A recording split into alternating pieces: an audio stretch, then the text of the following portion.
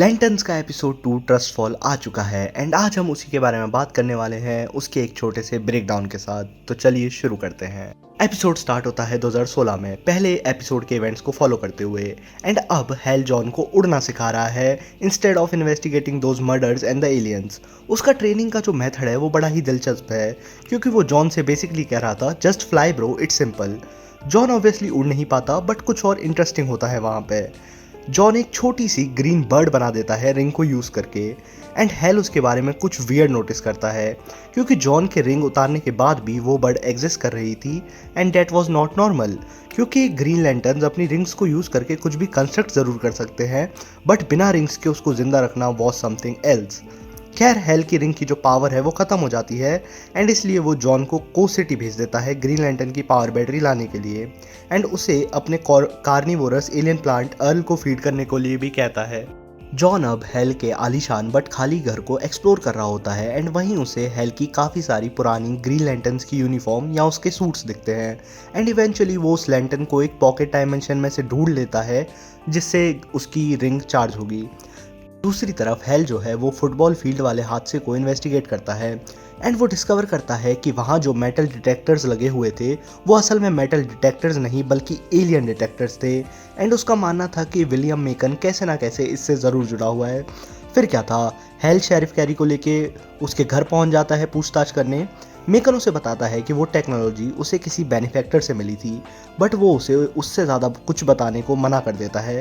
Hello continuously उसे पूछता रहता है, उसे पुश करता रहता है एंड इवेंचुअली मेकन का एक आदमी हेल पे गोली चला देता है एंड हेल हॉस्पिटलाइज्ड हो जाता है। वहीं जॉन कुछ लोगों द्वारा किडनैप हो जाता है एंड आई थिंक जिन लोगों ने जॉन को किडनैप किया है वो सब एलियंस हैं। उनका लीडर अतान जॉन को बताता है कि वो मैन हंटर्स को ढूंढ रहे हैं।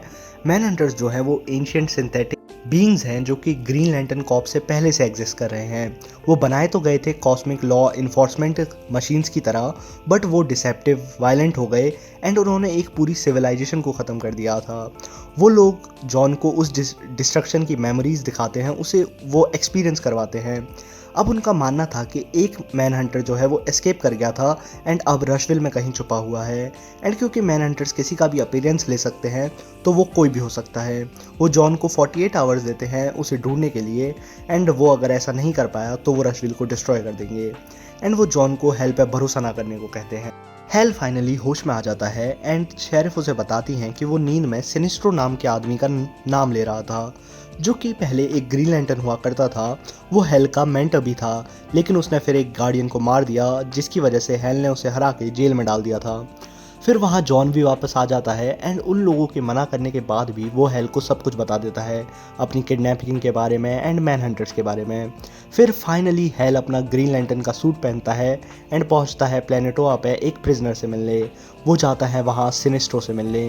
वो सिनिस्ट्रो से मैन हंटर्स के बारे में पूछता है एंड सिनिस्ट्रो से कहता है कि मैन हंटर्स हेल की सबसे बड़ी प्रॉब्लम नहीं है, उस हेल की सबसे बड़ी प्रॉब्लम है जॉन स्टुअर्ट। एंड यहीं पे ये एपिसोड ख़त्म हो जाता है।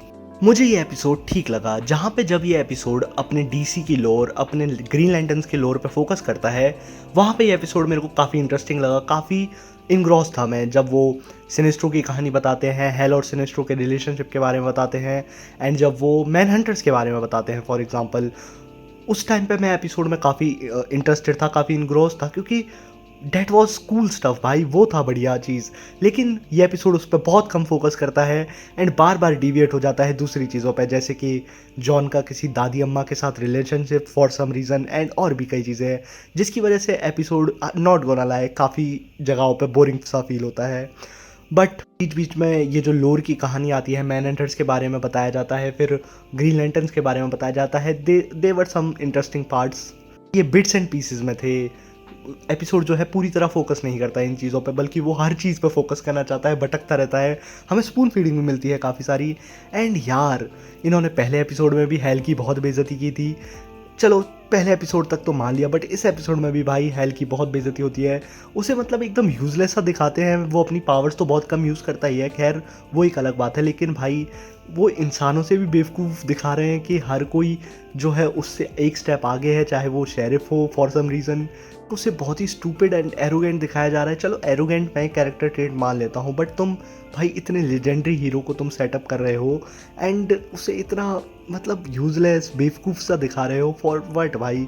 हर कोई आके उसकी बेइज्जती कर जा रहा है, ये मेरे को थोड़ा सा थोड़ा सा खटका, थोड़ा अच्छा नहीं लगा। ए भाई यार, हेल जॉर्डन को अगेन भाई, हेल जॉर्डन की कास्टिंग परफेक्ट है। मतलब जो भी एक्टर उन्हें प्ले कर रहे हैं, शायद काइल चैंडलर उनका नाम है भाई, ही सो गुड। जहाँ पे भाई जो भी सीन में वो थे, मैं उन सीन्स को एंजॉय कर पा रहा था क्योंकि वो हेल जॉर्डन को प्ले कर रहे थे, वरना तो भाई क्या ही चल रहा था।